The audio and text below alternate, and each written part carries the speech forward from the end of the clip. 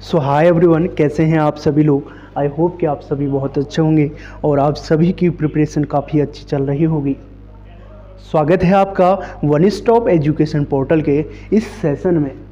आज हमारा micro economics का लेक्चर नंबर 5 होगा, जिसमें हम हिग्स सब्स्टिट्यूशन इफेक्ट एंड स्लेस्की का जो सब्स्टिट्यूशन इफेक्ट है इसके बारे में जानने का प्रयास करेंगे। इससे पहले हमने माइक्रो इकोनॉमिक्स के 4 लेक्चर अपलोड कर दिए हैं। फर्स्ट लेक्चर में हमने जाना था सिलेबस ऑफ इकोनॉमिक्स और उसके बाद डेफिनेशन ऑफ इकोनॉमिक्स और पॉजिटिव और नॉर्मेटिव इकोनॉमिक्स के बारे में जानने का प्रयास किया था। उसके बाद सेकंड वीडियो में हमने लॉ ऑफ डिमांड के बारे में जाना एंड थर्ड वीडियो में हमने जो है आपका इंडिफरेंस कर्व के बारे में जाना और प्रोडक्शन पॉसिबिलिटी कर्व के बारे में जाना एंड फोर्थ जो वीडियो था उसमें हमने जो है डिफरेंट टाइप्स के गुड जाने, जैसे आपका normal goods, Giffen good, Veblen good and inferior goods. और उसके बाद हमने जाना प्राइस कंजप्शन कर्व और इनकम कंजप्शन कर्व। और आज हमारा जो लेक्चर होगा वो होगा आपका लेक्चर नंबर 5। लेक्चर नंबर 5 में हम डिस्कस करेंगे आपका हिग्स एंड स्लेस्की का सब्स्टिट्यूशन इफेक्ट। हिग्स एंड स्लेस्की का सब्स्टिट्यूशन इफेक्ट के बारे में जानने का प्रयास करेंगे। और जो अगला हमारा जो टॉपिक रहेगा वो रहेगा आपका एंजल कर्व। एंजल कर्व के बारे में जानेंगे एंड उसके बाद आपको बता दिया है हिग्स एंड सब्स्टिट्यूशन इफेक्ट के बारे में जानेंगे एंड उसके बाद जो रहेगा वो रहेगा आपका रिवील्ड प्रेफरेंस थ्योरी, यानी हम जानेंगे आपका रिवील्ड प्रेफरेंस थ्योरी के बारे में। इससे पहले एक क्वेश्चन रह गया था हमारा जो प्रीवियस ईयर एग्जाम में पूछा हुआ था। प्रीवियस ईयर एग्जाम में पूछा हुआ क्वेश्चन है कि for the given income consumption curve, यानी इनकम कंजप्शन कर्व का मतलब है ICC, इनकम कंजप्शन कर्व दिया है। In the diagram which one of the following is correct beyond point A, यानी पॉइंट ए के बाद जो है क्या सही है। यानी ये जो एक्स एक्स पे गुड एक्स को डिनोट किया गया है और वाई एक्स पे जो है गुड वाई को डिनोट किया गया है। यह जो है इनकम कंजप्शन कर्व यानी ICC कर्व को डिनोट करता है। यह बताता है कि जो है गुड एक्स जो है वो नॉर्मल गुड है, गुड एक्स नॉर्मल गुड है और गुड वाई जो है वो इन्फीरियर गुड है। इसका जो राइट आंसर होगा वो होगा आपका ऑप्शन नंबर बी, यानी गुड वाई जो है वो इन्फीरियर गुड है एंड गुड एक्स जो है वो नॉर्मल गुड्स है।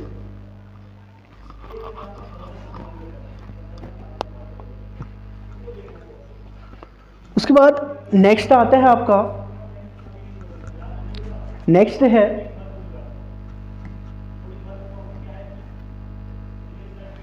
इन the given diagram after the price change. Next question इस प्रकार है, क्वेश्चन है जो प्रीवियस ईयर एग्जाम में पूछा हुआ क्वेश्चन है कि in the given diagram after the price change, यानी जब प्राइस चेंज होगा गुड एक्स के या पोटैटो के में, तो the price line shift from PQ to PQ dash, यानी कि इनिशियल जो प्राइस लाइन या बजट लाइन थी वो थी आपकी PQ थी। और जैसे गुड एक्स यानी पोटैटो की जो प्राइस है वो डिक्रीज हुई, प्राइस के डिक्रीज होने से जो है जो क्या कहते हैं आपका जो बजट लाइन है या प्राइस का लाइन है वो जो है वो रोटेट करके आपका फॉरवर्ड की तरफ PQ टू PQ डैश में पहुंच गई and consumer comes to equilibrium at point B instead of point A, यानी कि कंज्यूमर जो है इक्विलिब्रियम ए से इक्विलिब्रियम बी की तरफ जो है शिफ्ट कर गया आपका। Then what is true for potatoes, यानी पोटैटो के केस में क्या सही है। It is normal goods, it is inferior good, it is Giffen good या nothing can be said about the nature of the good. यानी कि जैसे ही पोटैटो की प्राइस क्या हुई, पोटैटो की प्राइस यानी गुड एक्स की प्राइस जो है डिक्रीज हुई, गुड एक्स या एक्स को जो है हमने क्या माना पोटैटो यानी आलू, पोटैटो पोटैटो की प्राइस जो है वो डिक्रीज हुई, प्राइस के डिक्रीज होने से उसकी डिमांड जो है वो इंक्रीज होगी, डिमांड इंक्रीज होगी तो वो गुड क्या कहलाएगी, आपका नॉर्मल गुड कहलाएगी। बट यहाँ पे जो है प्राइस के जैसे ही पोटैटो की प्राइस डिक्रीज हुई, उसकी जो है डिमांड क्या होगी, वो डिक्रीज होके यहाँ पे पहुँच गई, यानी क्यू डैश में पहुँच गई। It is an inferior good, यानी कि इसे जो है इन्फीरियर गुड्स के नाम से जाने जाएंगे, जिसमें जो है प्राइस के कम होने से, इन्फीरियर गुड के केस में क्या होता है कि जैसे ही किसी कमोडिटी की प्राइस कम होती है तो उसकी डिमांड भी कम हो जाती है। एंड नेक्स्ट है a good is called a given when the income effect is, यानी कि गिवन गुड कब कहा जाएगा, when the income effect is, जब इनकम इफेक्ट में क्या प्रभाव आएगा। अगला क्वेश्चन है ए given is called, a good is called a given when the income effect is negative. Income effect क्या होगा, negative and is greater than the substitution effect, यानी गिवन गुड के केस में क्या होता है, इनकम इफेक्ट जो है वो नेगेटिव होता है, इनकम इफेक्ट जो है नेगेटिव होता है, नेगेटिव होता है, लेकिन क्या होता है आपका greater than the substitution effect, यानी इनकम इफेक्ट ग्रेटर होता है आपका सब्स्टिट्यूशन इफेक्ट से इन case of no given good. And in case of inferior good, income effect inferior good के केस में क्या होता है, इंफीरियर गुड के केस में इनकम इफेक्ट जो है वो आपका लेस होता है सब्स्टिट्यूशन इफेक्ट से। तो a good is called a given good when the income effect is negative and greater than the substitution effect.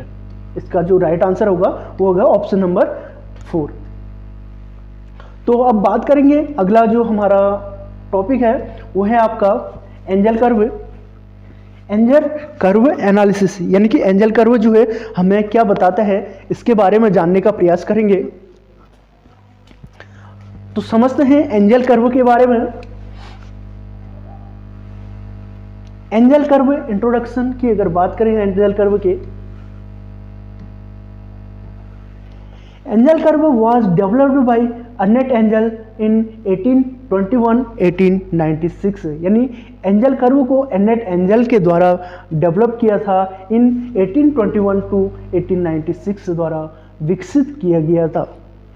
Angel curve हमें यह बताता है कि as the income of the family increase, as the income of the family increase, the proportion of its income as spent on necessary goods such as food falls and on luxury goods spending increase, यानी कि जैसे जैसे किसी परिवार की आय बढ़ती जाती है, यानी एंजल कर्व क्या बताता है कि जैसे जैसे जो है किसी परिवार की यानी फैमिली की इनकम जो है इंक्रीज होते जाती है, उसकी आय का जो अनुपात है, यानी the proportion of its income spend on necessary good such as food fall, यानी कि जो आवश्यक वस्तुएं होती हैं, आवश्यक वस्तुओं के लिए जो है वो डिमांड जो है डिक्रीज होते जाती है, जैसे भोजन पर खर्च होता है और विलासिता की वस्तुओं पर खर्च बढ़ता है, यानी लग्जरी गुड्स के लिए जो स्पेंडिंग है वो इंक्रीज होती है एंड नेसेसरी गुड्स के लिए जो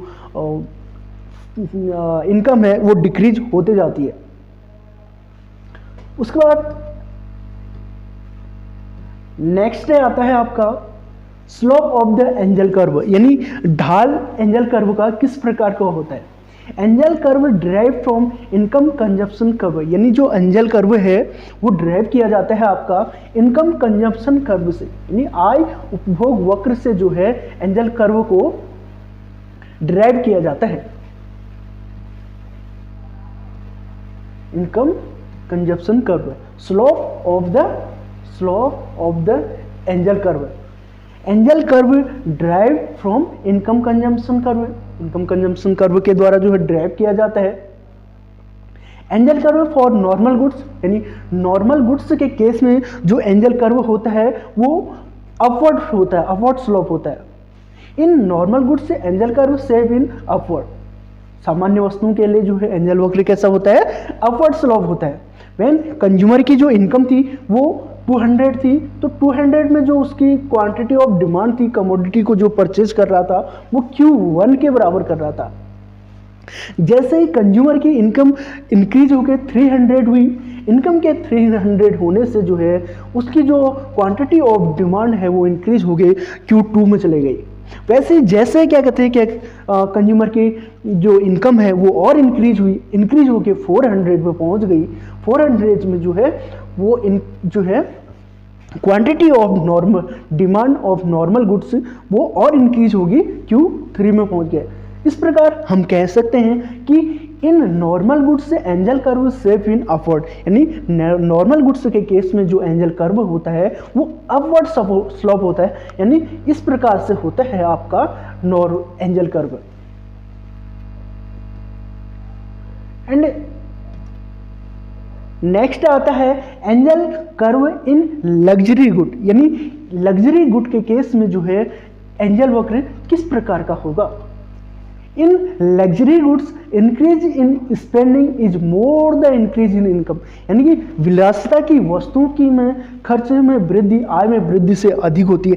यानी कि कहने का मतलब यह है कि जैसे जैसे किसी कंज्यूमर की इनकम इंक्रीज हो जाती है, कंज्यूमर की इनकम के इंक्रीज होने से जो है लग्जरी जो गुड हैं उसमें भी जो है उनकी जो है स्पेंडिंग बढ़ते जाती है, यानी विलासिता की वस्तु में खर्च में वृद्धि आय में वृद्धि से अधिक होती है, यानी स्पेंडिंग मोर होता है लग्जरी गुड में इनकम से। Engel curve slope upward in case of luxury good but concave, यानी कि जो लग्जरी गुड्स के केस में एंजल वक्र क्या होता है, अपवर्ड होता है in case of luxury good, but क्या होता है, कॉनकाव होता है, कॉनकाव होता है। और जो है आपका क्या कहते हैं नॉर्मल गुड्स के केस में एंजल कर्व जो है अपवर्ड होता है, लेकिन कैसा होता है, convex to the origin, convex होता है in case of normal goods, और लग्जरी गुड के केस में अपवर्ड स्लोप होता है और लेकिन कॉनकाव होता है। Engel curve slope upward in case of luxury goods but concave. It so equal increase in income result large increase in quantity purchase, यानी कॉन्केव एंजल कर्व का मतलब यह होता है कि स्मॉल चेंज इन कंज्यूमर की इनकम में जो है स्मॉल चेंज आता है, लार्ज स्पेंडिंग जो लार्ज चेंज आता है वो आता है लग्जरी गुड के केस में। It so equal increase in income result क्या होता है, large increase in quantity purchase. यह क्या बताता है कि आय में समान वृद्धि को दर्शाता है जिसके परिणाम स्वरूप खरीदी की मात्रा में बड़ी वृद्धि होती है। यानी कि इन केस ऑफ लग्जरी गुड के केस में जो एंजल कर्व होता है वो कॉनकाव टू द ओरिजिन होता है, यानी इस प्रकार का होता है। इसमें जो है एक्स एक्स यानी हॉरिजॉन्टल एक्स पे जो है कमोडिटी को डिनोट किया गया है और उसके बाद आपका वर्टिकल एक्स पे इनकम को डिनोट किया गया। जैसे जैसे कंज्यूमर की इनकम इंक्रीज हो रही है, कंज्यूमर की जब इनकम इनिशियल इनकम जो है 200 थी तो क्वांटिटी ऑफ डिमांड जो है Qn के बराबर थी। जैसे ही क्या कहते हैं आपका इनकम 300 हुई, 300 होने से जो है कंज्यूमर की जो इनकम है लग्जरी गुड के लिए वो Q2 में चले गए, यानी इनकम में चेंज होने से जो है लार्ज चेंज आ रहा है आपका क्वांटिटी ऑफ डिमांड में। जैसे ही इनकम और इंक्रीज हुई तो क्वांटिटी ऑफ डिमांड और इंक्रीज हो गई।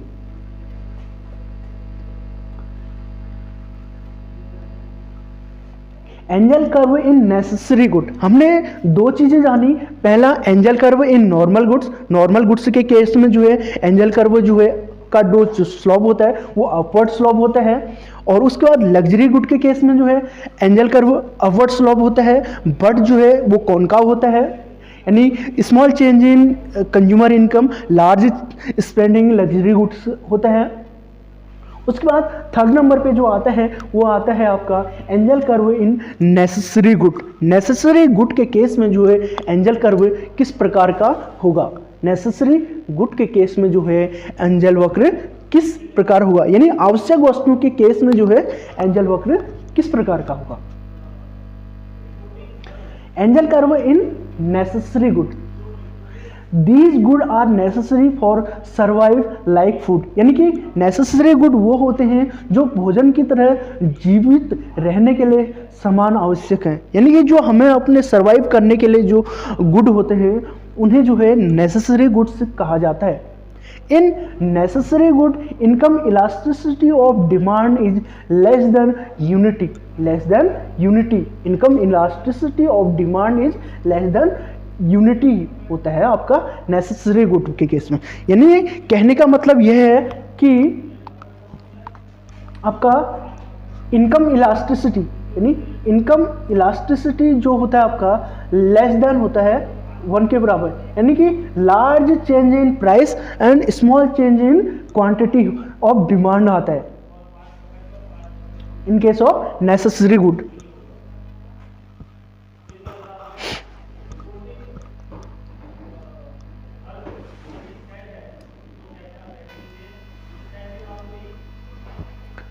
In necessary good, income elasticity of demand is less than unity. उसके बाद angel curve slope upward in case of necessary good in x axis, यानी कि नॉर्मल गुड या नेसेसरी गुड के case में भी जो है जो एंजल कर्व होता है वो अपवर्ड स्लोप होता है, but convex to the origin होता है। जैसे जो है क्या कहते हैं आपका नॉर्मल गुड्स के केस में कॉन्वेक्स होता है, उसी प्रकार नेसेसिटी गुड के केस में भी क्या होता है एंजल कर्व अपवर्ड स्लोप होता है convex to the origin. It show equal increase in income result smaller increase in quantity purchase, यानी कि जैसे जैसे किसी कंज्यूमर की इनकम में चेंज आता है so equal increase in income result क्या होता है कि smaller change in quantity purchase, यानी नेसेसरी गुड की डिमांड जो है वो कम होती है in case of change in income, यानी कि large change in income greater than the small change in quantity demand.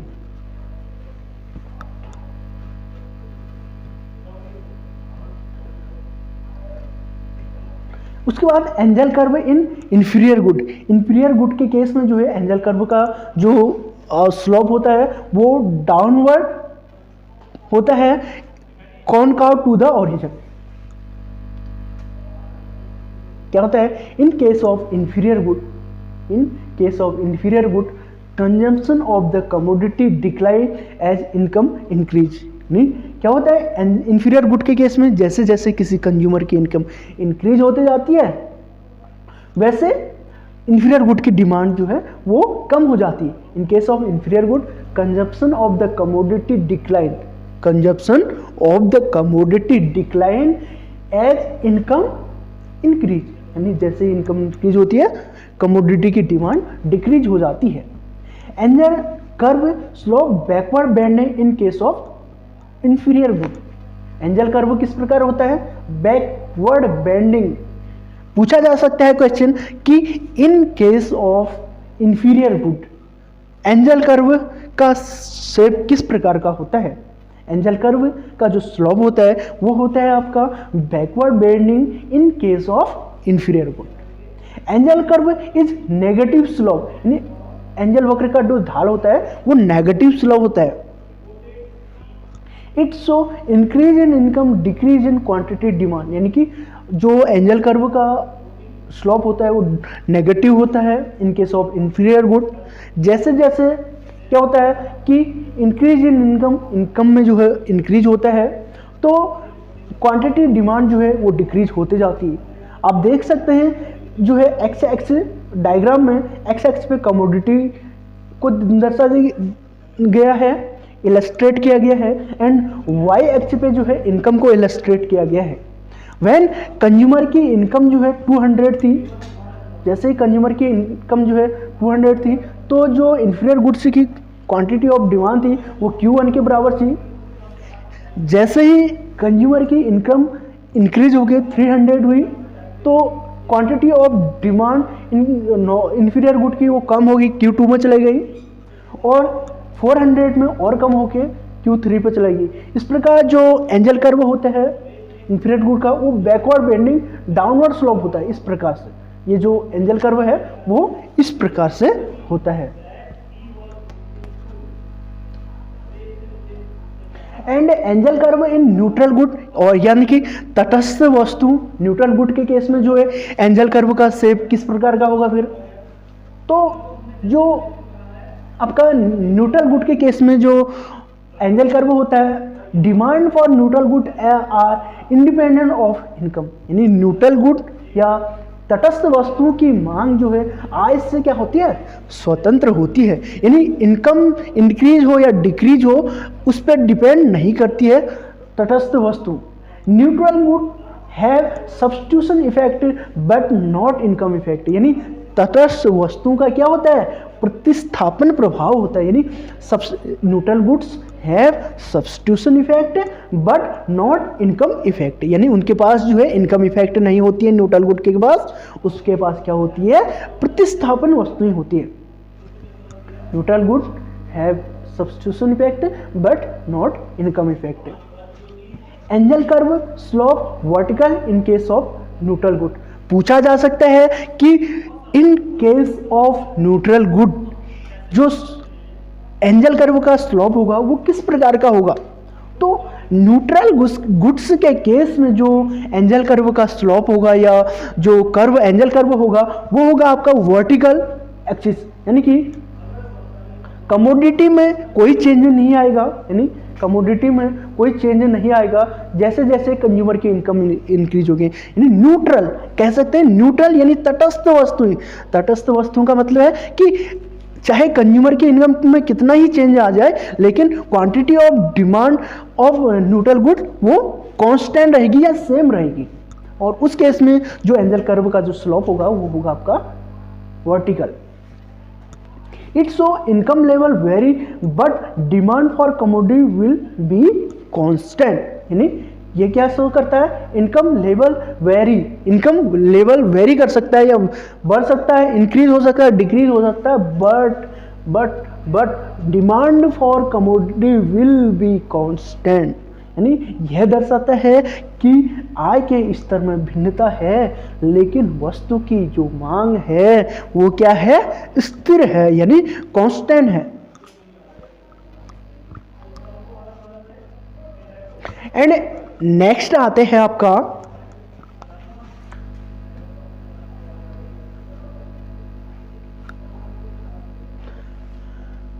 Substitution effect, यानी प्रतिस्थापन प्रभाव किसे कहते हैं? सब्स्टिट्यूशन इफेक्ट, यानी सब्स्टिट्यूट कर रहे हैं गुड एक्स का गुड वाई में, गुड वाई का गुड एक्स में सब्स्टिट्यूट करने, यानी प्रतिस्थापन प्रभाव। प्रतिस्थापन प्रभाव क्या बताता है कि एक्स गुड को अधिक कंज्यूम करने के लिए वाई गुड को कितना प्रतिस्थापन करना है, यानी सब्स्टिट्यूट करना पड़ रहा है, या कितना डिक्रीज करना है, यानी प्रतिस्थापन करना पड़ रहा है। इसे ही जो है सब्स्टिट्यूशन इफेक्ट कहा जाता है। समझते हैं सब्स्टिट्यूशन इफेक्ट को। सब्स्टिट्यूशन इफेक्ट क्या है?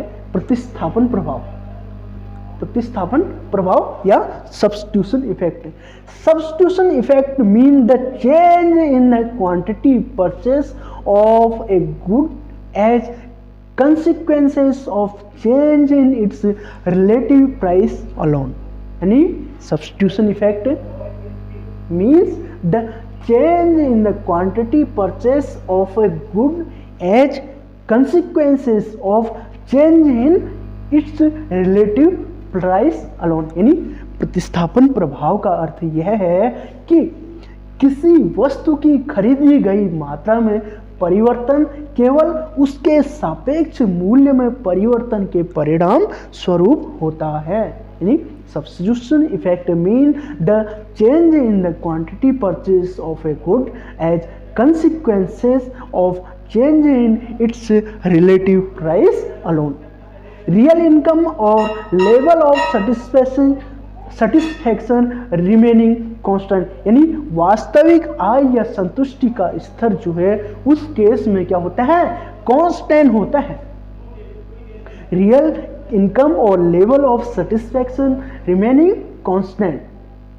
एंड उसके बाद हम जानते हैं सब्स्टिट्यूशन इफेक्ट। सब्स्टिट्यूशन इफेक्ट जो है टू टाइप्स के हैं, यानी दो अर्थशास्त्रों ने जो है सब्स्टिट्यूशन इफेक्ट के बारे में बताया है। उसमें पहले नंबर पे आते हैं आपका हिग्सियन सब्स्टिट्यूशन इफेक्ट। पहला कौन आता है? Hicksian substitution effect.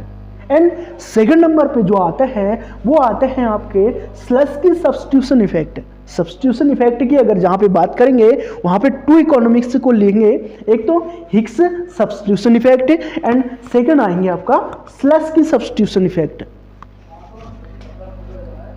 तो समझते हैं हिग्सियन सब्स्टिट्यूशन इफेक्ट यानी कंपनसेशन वेरिएशन इन इनकम, आय में मुआवजा भिन्नता, इसको जो है इस नाम से भी जाना जाता है। हिग्सियन सब्स्टिट्यूशन इफेक्ट को compensation variation in income, equivalent variation in income, उन्होंने जो है हिग्स ने जो है सब्स्टिट्यूशन इफेक्ट को दो तरह से समझा। पहला compensation variation in income and दूसरा जो है वो है इक्विवेलेंट वेरिएशन इन इनकम, समतुल्य भिन्नता आय। कंपनसेशन वेरिएशन इन इनकम की बात करेंगे तो इसमें प्राइस डिक्रीज इनकम इंक्रीज, यानी जैसे ही प्राइस डिक्रीज होगा इनकम इंक्रीज होगा। And equivalent variation in income की बात करेंगे तो income increase price constant. Higgs ने सब्स्टिट्यूशन इफेक्ट की जो व्याख्या की, एक्सप्लेन किया, उसको दो तरह से किया। पहला आपका compensation variation in income and second आता है आपका equivalent variation in income. Compensation variation in income में जो है उन्होंने इनकम और प्राइस को दोनों को, इनकम इंक्रीज करेंगे प्राइस डिक्रीज होगा और इनकम इंक्रीज होगी इन इक्विवेलेंट वेरिएशन में और प्राइस कांस्टेंट होगा।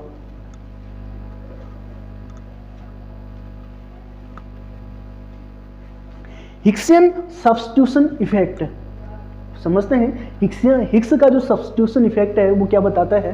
हिग्सियन substitution effect, according to Hicks substitution effect the price change and income change are proportionate to each other, यानी according to Hicksian substitution effect the price change and income change are proportionate to each other, यानी Hicksian प्रतिस्थापन प्रभाव के अनुसार जो है मूल्य परिवर्तन और आय परिवर्तन एक दूसरे के समानुपाती होते हैं। The consumer neither better off nor worse off and the level, यानी कि कंज्यूमर ना ही जो है इस केस में क्या होता है बेटर ऑफ हो सकता है और ना ही जो है वर्स ऑफ होता है। And the level of satisfaction same, यानी उपभोक्ता का जो सेटिस्फैक्शन लेवल होता है वो कांस्टेंट होता है। उपभोक्ता की न तो बेहतर स्थिति में होता है उपभोक्ता, न तो बेटर सिचुएशन में होता है और न ही वर्स सिचुएशन में, और जो संतुष्टि का स्तर है यानी वो क्या होता है कांस्टेंट होता है या सेम होता है। Hicks substitution effect take place in same indifference curve when income and price change, यानी हिग्स जो प्रतिस्थापन प्रभाव है उसी इंडिफरेंस कर्व में रहता है जब आय और income and prices are changed.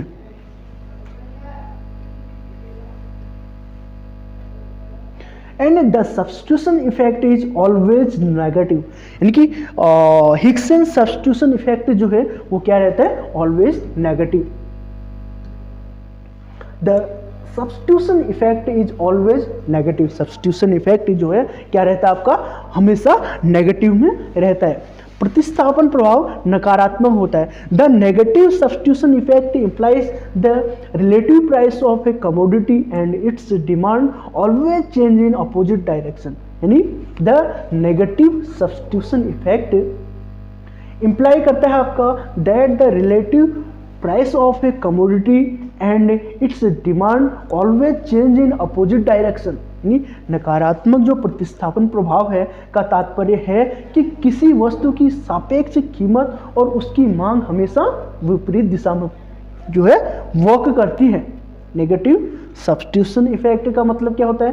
Imply the relative price of a commodity and its demand always change in opposite direction, यानी quantity of demand and price में जो है वो नेगेटिव जो है रिलेशन होता है वो अपोजिट डायरेक्शन में वर्क करते हैं। जैसे ही प्राइस इंक्रीज हुई in case of X good, Y commodity की डिमांड जो है वो इंक्रीज हो जाएगी।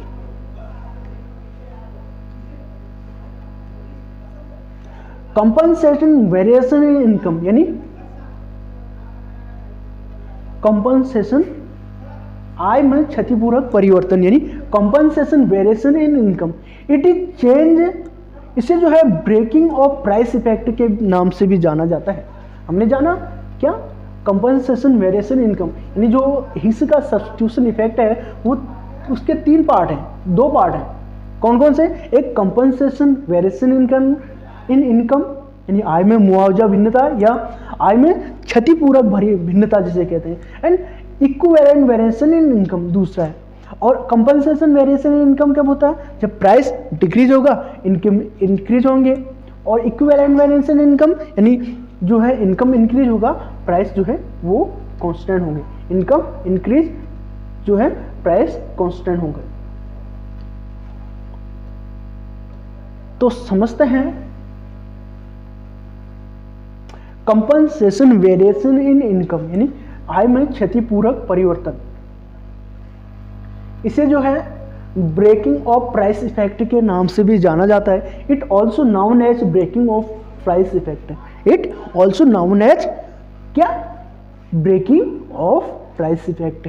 It is change in the income, it क्या बताया, it is change in the income of the consumer which is just sufficient to compensate the consumer for a change in the price of a good।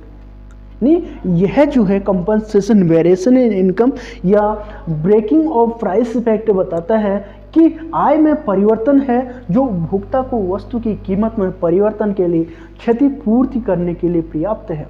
यह उपभोक्ता की आय में परिवर्तन है, क्या है, it is change in the income of the consumer which is just sufficient to compensate the consumer for a change in the price of a good।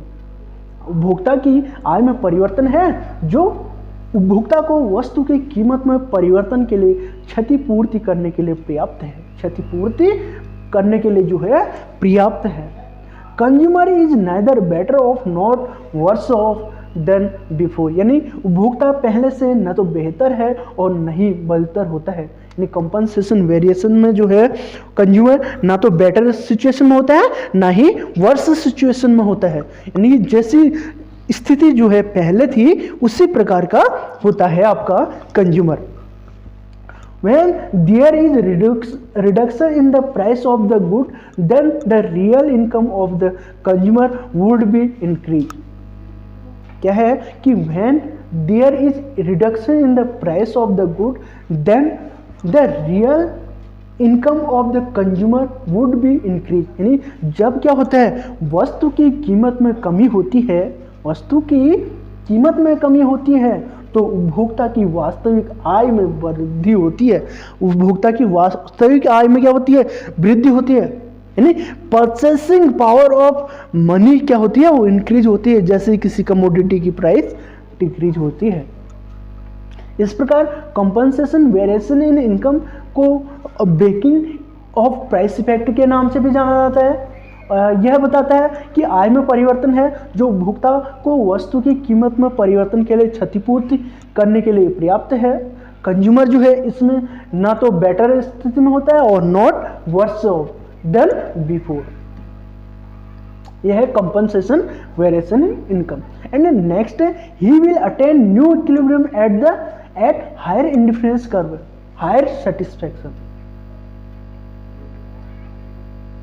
आपका he will attain new equilibrium at higher indifference curve, higher satisfaction to bring the consumer to original indifference curve before change in price। Government impose lump sum tax, government के द्वारा क्या किया जाता है, lump sum tax को जो है इम्पोज किया जाता है, यानी वह उच्च आईसी इंडिफरेंस कर्व और उच्च संतुष्टि पर नया संतुलन प्राप्त करेगा। उपभोक्ता को मूल आईसी में लाने के लिए कीमत में बदलाव से पहले सरकार क्या करेगी, एक मुश्त कुछ कर लगाती है, एक मुश्त कुछ कर यानी लमसम टैक्स इम्पोज कर दी है अब आपका क्या कहते हैं गवर्नमेंट। उसके बाद due to taxes his real income fall, यानी जैसे जो है टैक्सेस इम्पोज होते हैं उसकी रियल इनकम जो है क्या हो जाती है फॉल हो जाती है। Due to taxes his real income fall and his satisfaction will fall and move backward and same indifference curve.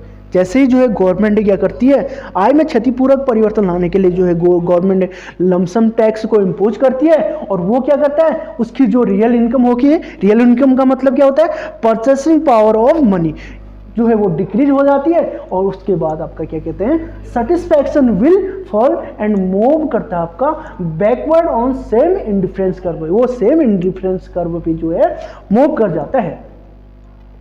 When the consumer's money income is reduced by the compensation variation in income, when the consumer's money income is reduced, money income जो है वो reduce होती है by the compensation variation in income, यानी आय में क्षतिपूरक परिवर्तन होने से the consumer is moved along the same indifference curve। तो उस केस में क्या होता है कि इंडिफरेंस कर्व वो इनिशियल पॉइंट में जो है इक्विलिब्रियम में आ जाता है, यानी एस पॉइंट में जो है इक्विलिब्रियम में आ जाता है। व्हेन इनिशियल जो बजट लाइन थी वो थी आपका क्या कहते हैं पीबी। उसके बाद जैसे गुड एक्स की प्राइस डिक्रीज हुई, प्राइस के डिक्रीज होने से रियल इनकम जो है कंज्यूमर की इंक्रीज होगी एंड इनकम के इंक्रीज होने से उस जो बजट लाइन है वो मूव करेगी आपका next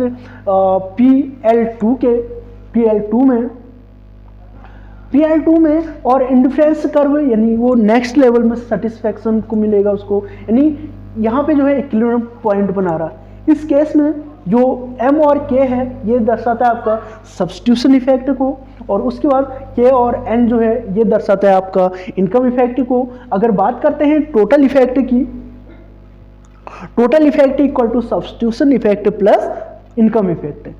compensation variation in income यानी CV in income, PA in the terms of good X and compensation variation in L2 B in terms of good X. Equilibrium is at same indifference curve, यानी equilibrium जो है इसी indifference यानी IC1 पे ही जो है equilibrium होगा।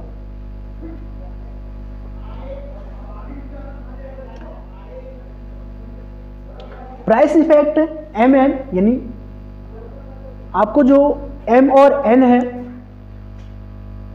Price effect दर्शाते हैं MN।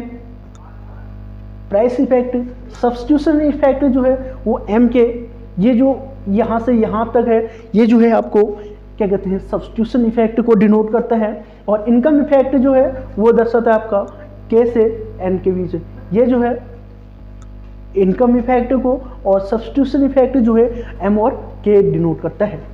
इस प्रकार हम कह सकते हैं कि जो प्राइस इफेक्ट होता है वो होता है sum of income effect plus substitution effect, यानी प्राइस इफेक्ट इक्वल टू होता है आपका income effect plus substitution effect. Question पूछा जा सकता है कि प्राइस इफेक्ट में जो है क्या क्या इंक्लूड किया जाता है। प्राइस इफेक्ट में आपका इनकम इफेक्ट को और सब्स्टिट्यूशन इफेक्ट को इंक्लूड किया जाता है। आपको जो है डायग्राम से भी क्वेश्चन पूछा जा सकता है कि M और K जो है वो क्या डिनोट करते हैं, तो M और K जो है सब्स्टिट्यूशन इफेक्ट को डिनोट करते हैं और उसके बाद K और N ये इस दोनों के जो बीच का जो डिफरेंस है ये दर्शाता है आपका इनकम इफेक्ट को।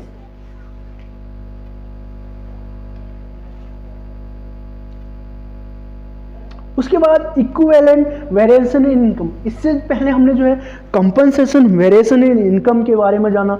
अब जानते हैं हम जो है इक्विवेलेंट वेरिएशन इन इनकम यानी आय में समतुल्य भिन्नता, आय में समतुल्य भिन्नता यानी equivalent variation in income.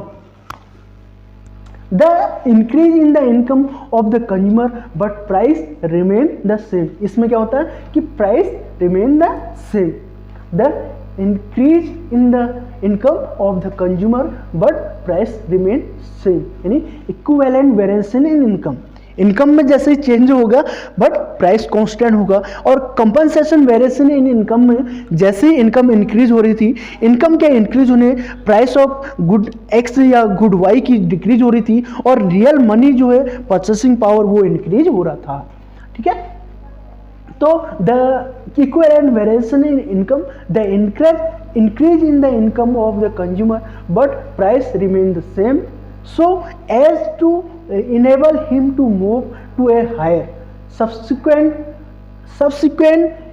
indifference curve called equivalent variation in income। यानी उपभोक्ता की आय में वृद्धि होती है, उपभोक्ता की आय में जो है वृद्धि होती है लेकिन कीमत वही रहती है, कीमत जो है कांस्टेंट रहती है, ताकि वह जो है आय में समतुल्य भिन्नता कहे जाने वाले उच्चतर उदासीनता वक्र की ओर बढ़ सके, ताकि आय में समतुल्य भिन्नता कहे जाने वाले उच्चतर उदासीनता वक्र यानी उच्चतर इंडिफरेंस कर्व की तरफ जो है बढ़ सके, यानी इस प्रकार जो है यहां तक पहुंच सके पी बिंदु तक। Equivalent variation in income PA in terms of good X, PA in terms of good X, PA in terms of good X, and equivalent variation in L1B जो है in terms of good X।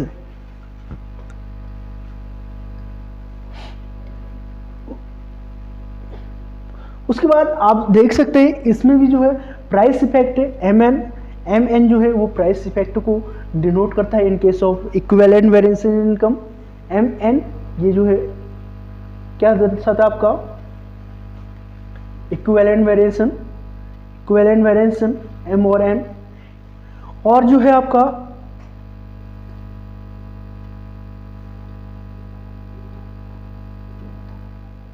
Substitution effect HN को denote करता है। HN जो है substitution effect को दर्शाता है, HN सब्स्टिट्यूशन इफेक्ट को दर्शाता है।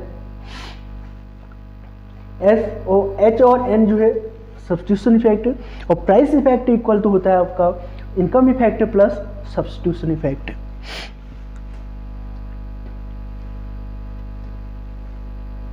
उसके बाद नेक्स्ट आता है आपका स्लस्की सब्स्टिट्यूशन इफेक्ट।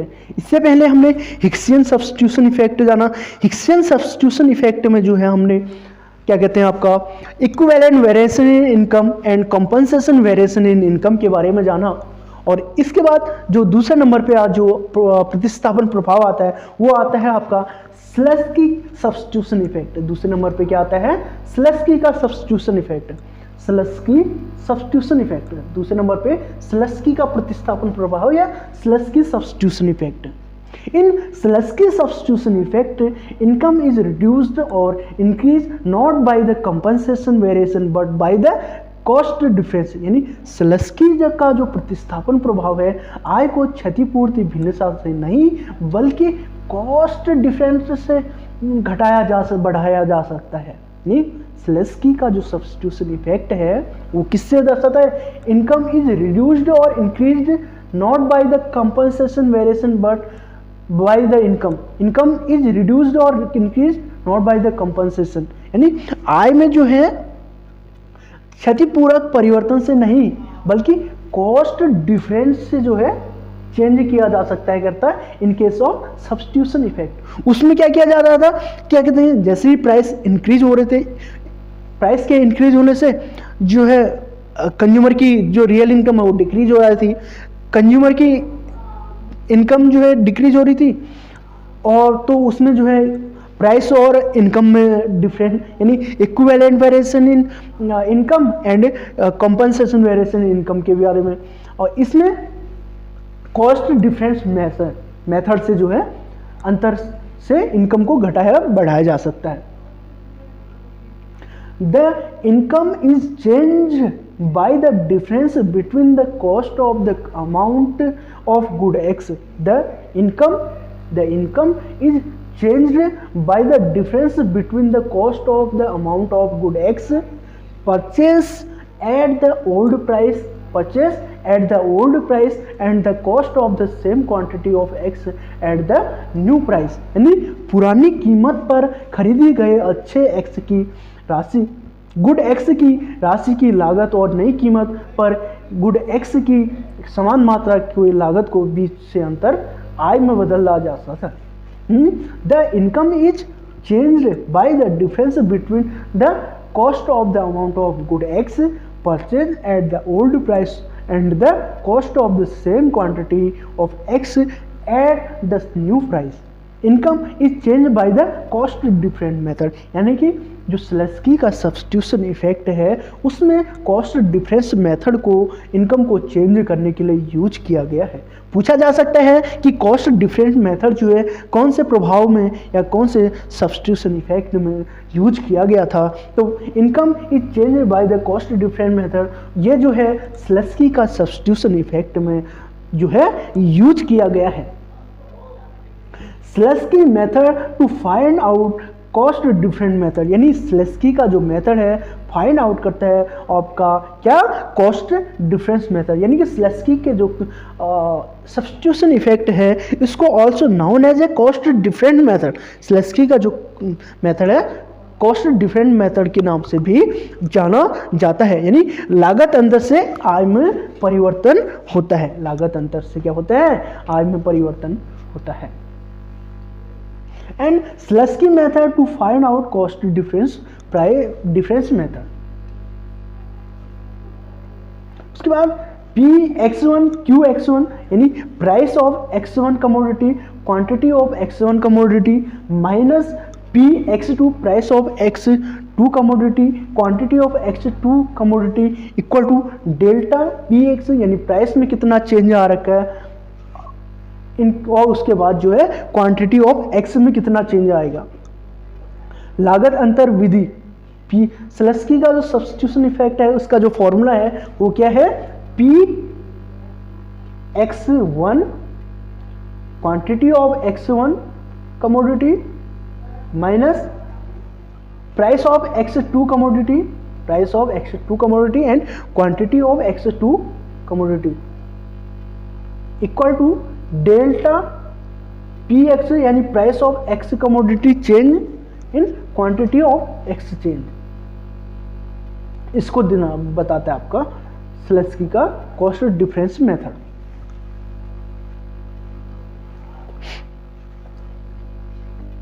उसके बाद न्यूमेरिकल एग्जांपल से समझते हैं, एक न्यूमेरिकल से समझते हैं कॉस्ट डिफरेंट मेथड को। If at A price of Rs12, if at A price of Rs12 एक कमोडिटी की जो रिटेल सेलर प्राइस है वो है 12, consumer is buying 20 unit of the commodity. Consumer क्या कर रहा है, 20 यूनिट्स ऑफ द कमोडिटी को कंज्यूम कर रहा है, बाई कर रहा है। And commodity X, if the price of X fall to Rs10, यानी जैसे ही कमोडिटी एक्स की प्राइस जो है डिक्रीज कर जाती है, फॉल कर रही है, the cost difference will be, cost difference क्या होगा, तो कॉस्ट डिफरेंस का जो फॉर्मूला होता है P(x1) Q(x1), P price of x1 commodity और quantity of x1 commodity, price कितना है 12 और कमोडिटी कितना कर रहा है multiply by 20 minus P(x2) Q(x2), और तो price of x fall to Rs8, यानी कमोडिटी की जो प्राइस वो डिक्रीज कर रही है आपका 8 से, the cost difference method will be, and quantity जो है वो परचेज कर रहा है आपका 20 से, मल्टीप्लाई बाई 20, तो इसका जो होगा आपका 240 माइनस 160 इक्वल टू 80, 80 जो है आपका क्या आएगा cost difference.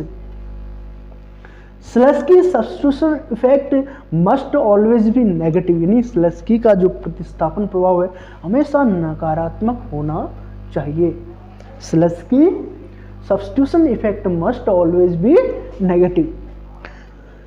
Slutsky substitution effect involve the movement from one indifference curve to another curve a higher one, यानी स्लेस्की का जो प्रतिस्थापन प्रभाव है एक आईसी से दूसरे वर्ग तक की गति शामिल है। स्लेस्की के प्रतिस्थापन में प्रभाव में एक वन इंडिफरेंस कर्व से जो है अदर इंडिफरेंस कर्व के बीच जो जाने की गति है उसको डिनोट किया जाता है। उसके बाद स्लेस्की यूज कॉस्ट डिफरेंस मेथड, ये तो हमने पहले ही जान लिया था कि स्लेस्की ने जो है कॉस्ट डिफरेंस मेथड को यूज किया था। Slutsky used cost difference method, Slutsky to decompose price effect into substitution and income effect, यानी स्लेस्की ने मूल्य प्रभाव को प्रतिस्थापन और आय प्रभाव में विघटित करने के लिए, यानी डिकम्पोज करने के लिए, यानी प्रतिस्थापन करने के लिए price effect into substitution effect और इनकम इफेक्ट का यूज किया था। स्लेस्की ने मूल्य प्रभाव को प्रतिस्थापन और आय प्रभाव में विघटित करने के लिए लागत अंतर पद्धति का उपयोग किया था। पूछा जा सकता है कि किसने जो है कॉस्ट डिफरेंस मेथड को यूज किया था price effect into substitution and income effect के लिए, तो वो है आपके स्लेस्की, स्लेस्की ने यूज किया था। उसके बाद नेक्स्ट प्रीवियस ईयर के क्वेश्चन है, कुछ जो यूजीसी नेट और पीजीटी के लिए कुछ क्वेश्चन है प्रीवियस ईयर के, आप देख सकते हैं। Slutsky equation deal with decomposition of, ये क्वेश्चन पूछा गया है प्रीवियस ईयर में। देखिए कि स्लेस्की इक्वेशन, स्लेस्की का जो इक्वेशन है डील विथ डिकम्पोजिशन ऑफ, स्लेस्की का इक्वेशन क्या है, यूजीसी नेट दिसंबर 2015 में पूछा गया है। क्या है कि P(x1) Q(x1) minus P(x2) Q(x2) equal to क्या है, डेल्टा P(x1) Q(x1) ये जो है क्या है आपका,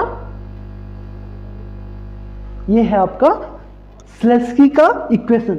तो Slutsky equation deal with decomposition of price effect into substitution effect and income effect, इसका जो राइट आंसर होगा price effect into substitution effect and income effect को जो है यूज किया था आपका स्लेस्की इक्वेशन ने।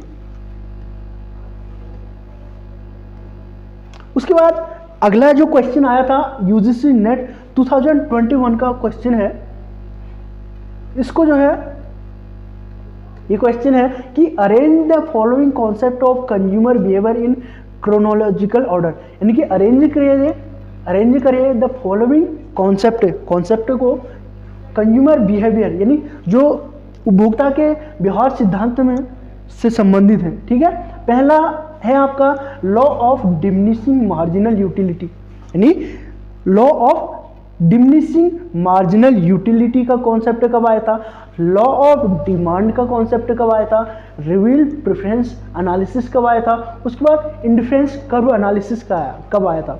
सबसे पहले कौन आया था आपका, law of diminishing marginal utility. क्या आया था, सबसे पहले आया था आपका लॉ ऑफ डिमांड। सबसे पहले क्या आया था, लॉ ऑफ डिमांड आया था। सबसे पहले लॉ ऑफ डिमांड आया था।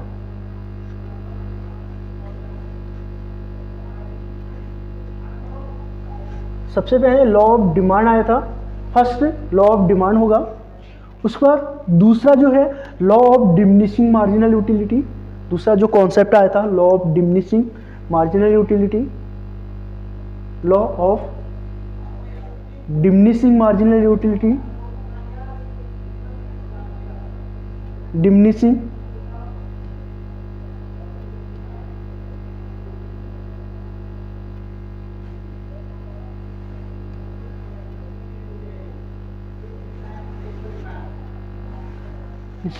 Marginal utility, diminishing,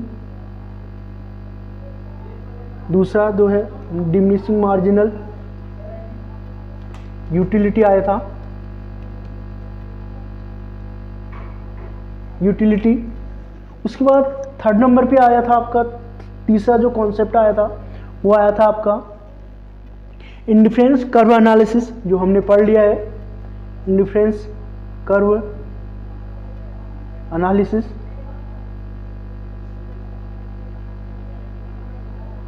indifference curve analysis. उसके बाद चौथे नंबर पे जो आता है आपका वो है आपका रिवील्ड प्रेफरेंस थ्योरी। चौथे नंबर पे रिवील्ड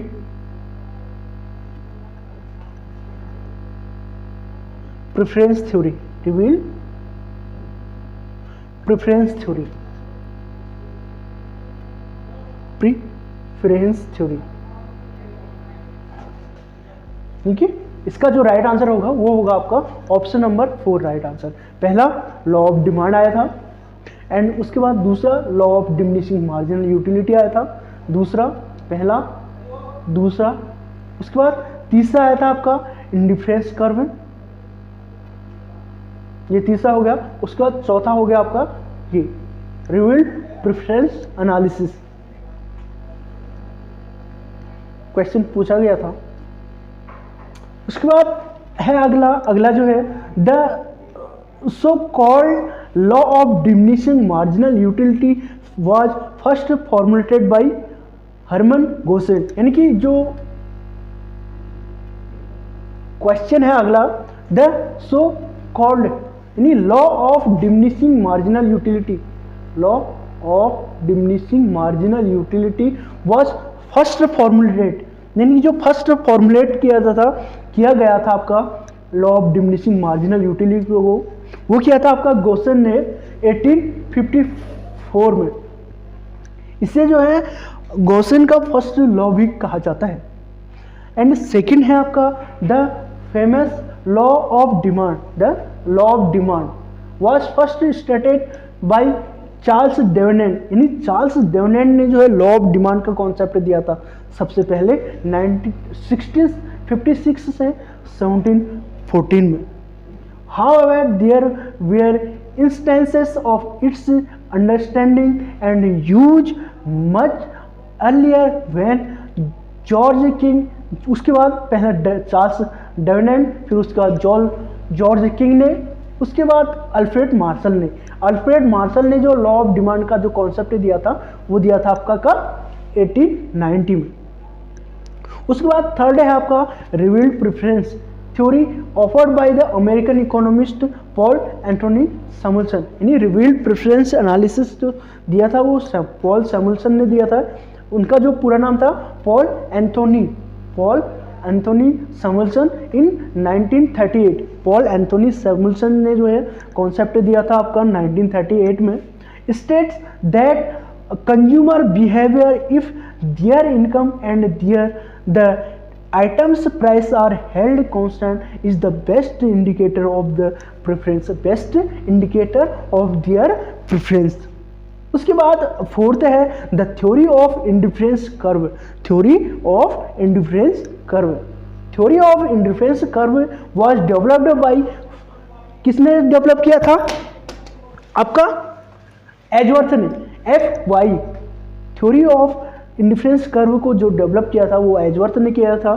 हु एक्सप्लेन इन 1881 में book the mathematics needed for their drawing later on Vilfredo Pareto. यानी कि उसके बाद जो है जो बाद में इसको डेवलप किया था आपका इंडिफरेंस कर्व को, वो किया था आपका Vilfredo Pareto was the first author of actually draw this curve. यानी कि इंडिफरेंस कर्व को फर्स्ट बार जो ड्रॉ किया था वो क्या था आपका किसने, विल्फ्रेडो पैरेटो ने इन 1906 में। कॉन्सेप्ट की अगर बात आएगा तो वहां पे जो है एजवर्थ ने कब दिया था 1881 में। और फर्स्ट जो इंडिफरेंस कर्व को ड्रॉ किया था वो किसने किया था आपका, वो किया था विल्फ्रेडो पैरेटो ने।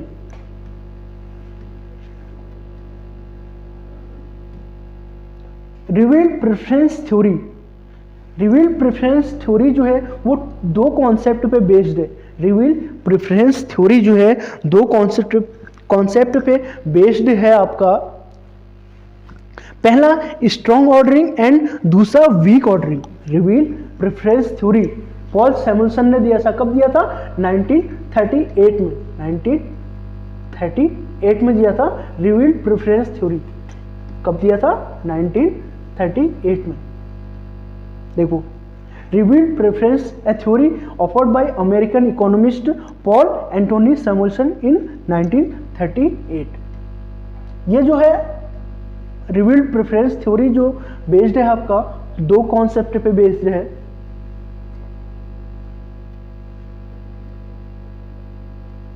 रिवील्ड प्रेफरेंस थ्योरी दो कौन से, एक स्ट्रॉन्ग ऑर्डरिंग एंड दूसरा weak ordering. Strong ordering and weak ordering समझते हैं। Revealed preference theory introduced by Paul Samuelson in 1938 या 39, यानी कि जो रिवील्ड प्रेफरेंस थ्योरी है वो पॉल सैमुअल्सन ने इंट्रोड्यूस किया था इन 1939 में। इसे जो है प्रकट वरीयता सिद्धांत के नाम से भी जाना जाता है आपका रिवील्ड प्रेफरेंस थ्योरी को। Revealed preference theory is based on ordinal utility. यह जो है ऑर्डिनल यूटिलिटी पे बेस्ड है, ना कि कार्डिनल। जिस प्रकार से जो है इंडिफरेंस कर्व ऑर्डिनल यूटिलिटी पे बेस्ड था, इसी प्रकार जो है रिवील्ड प्रेफरेंस थ्योरी भी जो है ऑर्डिनल यूटिलिटी पे बेस्ड है। यानी कि इसको जो है ऑर्डिनल यूटिलिटी एनालिसिस का मतलब यह होता है कि हम जो है यूटिलिटी को काउंट नहीं कर सकते इन केस ऑफ नंबर एंड या क्वांटिटेटिव टर्म में। हम जो है यूटिलिटी को सिर्फ जो है डिफरेंट कर सकते हैं क्वालिटेटिव टर्म में। The Samuelson revealed preference theory is behaviouristic. यानी सैमुअल्सन का जो रिवील्ड प्रेफरेंस थ्योरी है वो व्यवहारवादी है। क्या है? Behaviouristic. And it is explain various price income situation. यह जो है विभिन्न मूल्य आय की स्थिति की व्याख्या करता है। यानी रिवील्ड प्रेफरेंस थ्योरी यानी आरपीटी जो थ्योरी है वो पहला तो बेस्ड है आपका ऑर्डिनल यूटिलिटी पे, दूसरा जो इसका जो कॉन्सेप्ट दिया था वो दिया था आपका पॉल सैमुअल्सन ने 1939 में, और उसके बाद जो यह एक्सप्लेन करता है आपका प्राइस और इनकम सिचुएशन को। क्या एक्सप्लेन करता है? प्राइस एंड इनकम सिचुएशन को। रिवील्ड प्रेफरेंस थ्योरी यानी RPT is method of analysing choice made by individual. यानी जो आरपीटी व्यक्तियों द्वारा किए गए विकल्पों का विश्लेषण करने की एक विधि है। आरपीटी क्या है? एक मेथड है ऑफ एनालाइजिंग यानी विश्लेषण करने, चॉइस मेड बाय इंडिविजुअल यानी व्यक्ति की इंडिविजुअल की जो चॉइस है, विकल्पों की चॉइस है, उसको एनालाइज करने के लिए जो है रिवील्ड प्रेफरेंस थ्योरी को पॉल सैमुअल्सन ने डेवलप किया था। कब डेवलप किया था? 1939 में। Revealed preference theory assume that the preference of the consumer can be revealed by their purchasing habit। यानी आरपीटी यानी रिवील्ड प्रेफरेंस थ्योरी मानता है, क्या मानता है? कि उपभोक्ता की पसंद जो है